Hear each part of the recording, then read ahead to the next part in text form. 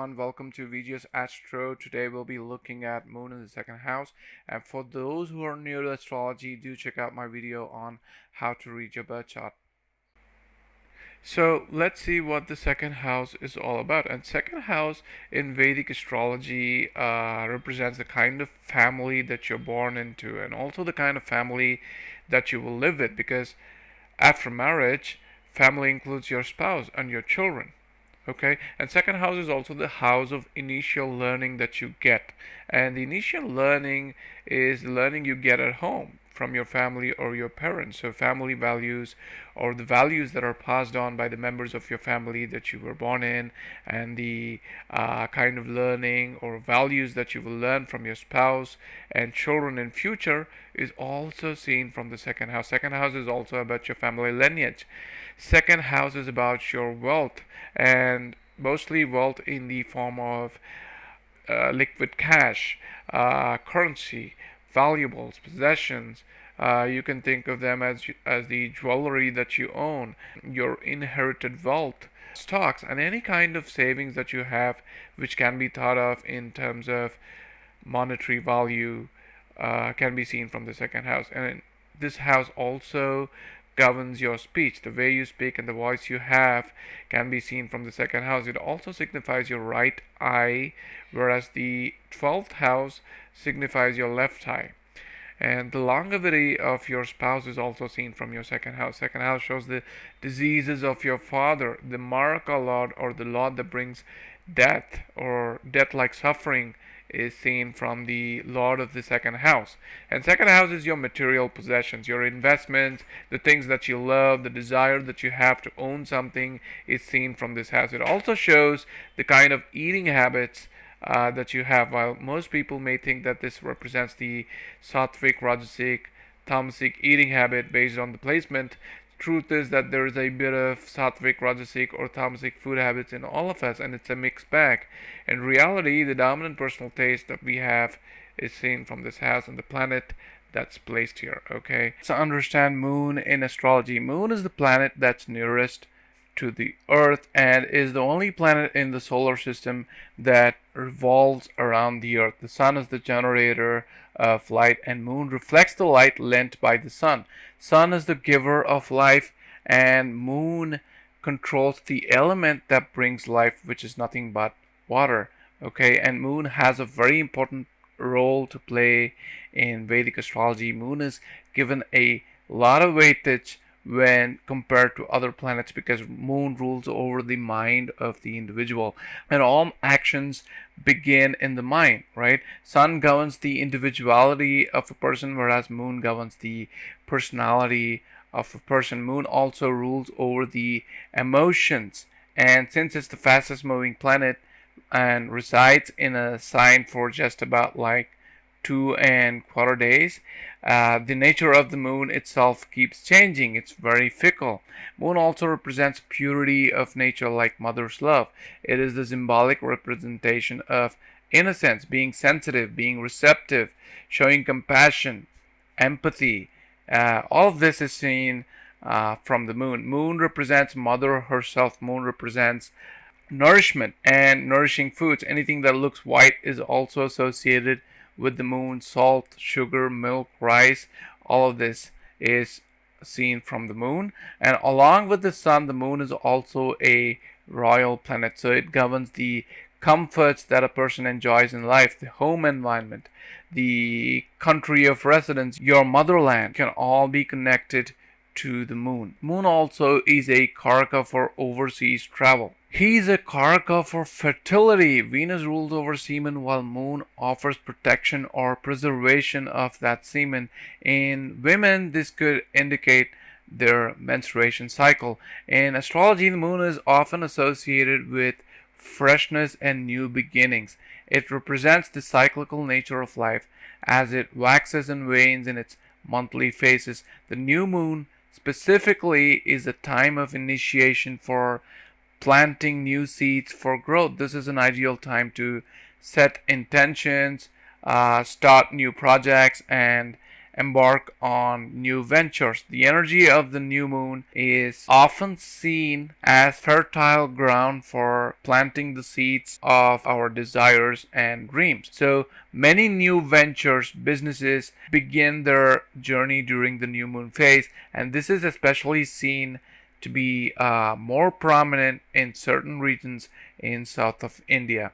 Additionally, the moon's role as a luminary that reflects the light of the sun can be seen as symbolic of receiving new insights and fresh perspectives. Okay, just as the moon reflects the sun's light, it is believed that the moon can help us gain fresh perspectives and understandings, illuminating new paths and possibilities. Moon in astrology can also indicate the qualities and lessons we receive from our mothers or mother figures. It represents the nurturing and caregiving qualities that we inherit or learn from them. The moon's placement, aspects, and sign in the birth chart can provide insights into the type of nurturing and emotional support we received in our early years or in our childhood, and how it continues to impact us.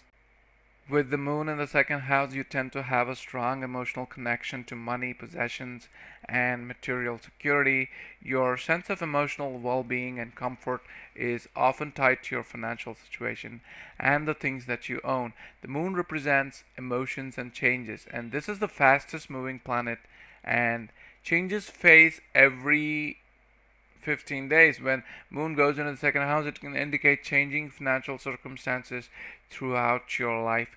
Your income and financial situation may go through a lot of ups and downs, and you're probably not going to like it, as financial security gives you mental stability, mental peace, but that's how it's going to be. You may possess an intuitive understanding of financial matters, so the remedy may be that you should trust your gut feelings and instincts, which can guide you through the decisions regarding financial management and success. Trusting your instincts can prove beneficial, but that depends on the kind of moon you were born with.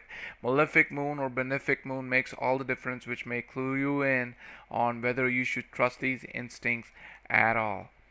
Second is also about your lineage. So you might find someone in your family who was a close associate to someone in power, and this person may have reflected the energy and enthusiasm of a powerful leader, or may have even married to a powerful person and enjoyed royal comforts. Okay, and this may also suggest the possibility of receiving financial support or inheritances from your family. This could be in the form of property or assets or resources that have been preserved or accumulated within your lineage. Also, your family upbringing and the values instilled by your ancestors can significantly impact your own value system regarding family life, finance, savings, and also your food habits. Okay, with moon in this house, you will have a tendency to go back and forth with the values instilled by your parents and the values that you may presently be learning from the family after marriage.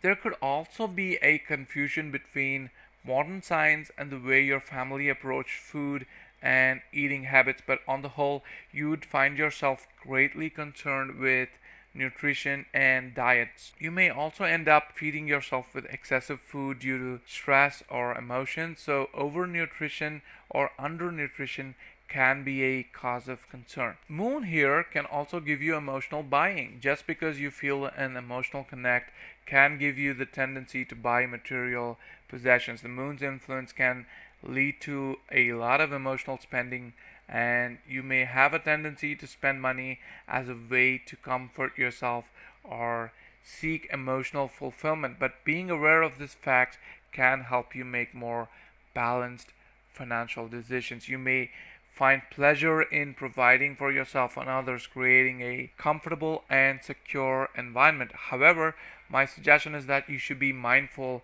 not to rely solely on material possessions for your emotional well being. Moon in the second house can give you a very sweet and charming voice. It can give you an emotionally charged voice, a voice that can bring comfort to other people, someone who can understand the emotions of people at large and offer words that bring warmth, emotional security, and serenity. So these people can bring the emotional side of other people to the foreground. They can bring forth the idea of kindness, compassion, sympathy, even in the most emotionally hardened individuals. They can become excellent caretakers, motivational speakers, psychological counselors, and whatnot. And you're likely to draw your inspiration from none other than your mother or mother like figure. That could be your wife, and the mother or wife will play a pivotal role in not only in taking care of yourself but also everyone else in the family. They nurture and provide emotional security to all members of the family. In a way, you're very lucky to have Moon in the second house because Mother shapes your family and is the very foundation of your family. She is a mentor and also a great support system. So, three cheers to all mothers, and remember, she deserves more than just one Mother's Day and a lot more credit than what most of us are able to give or express. Moon aspecting this eighth house could give you a fluctuating stance about the concept of birth, death, and rebirth. You would, however, get a glimpse of the mysteries of life every now and then and get to know firsthand some of the buried secrets that lurk in the dark, hidden world, including possible events that might unfold. This could happen through your sixth sense or self reflection. This can also be a good placement for intuitive astrology. It might become possible for you to decode some of the events, especially the negative ones, through research in astrology or certain verses in astrology that's encoded in ancient texts may make sudden sense and bring more clarity and coherence. Indeed, a blessed position for astrologers or researchers, or pretty much any field where you want to crack some of the mysteries of life. But remember, it will come to you only through self reflection and during certain points in time, like the full moon or full moon during transits aspecting the eighth house. Moon represents the mother and the mind and is a gentle and sensitive planet, right? And aspecting the eighth house could make it susceptible to experiencing emotional trauma or shocks several times during one's life, making it more and more difficult to recover and lead a fulfilling and happy life. But remember, Mother's teachings can come as a savior when confronted with difficult situations or even negative events beyond one's control. So remember to draw inspiration from your mother, and that might give you comfort in dealing with these events and handle the emotional churning in a more quiet and uncomplicated manner.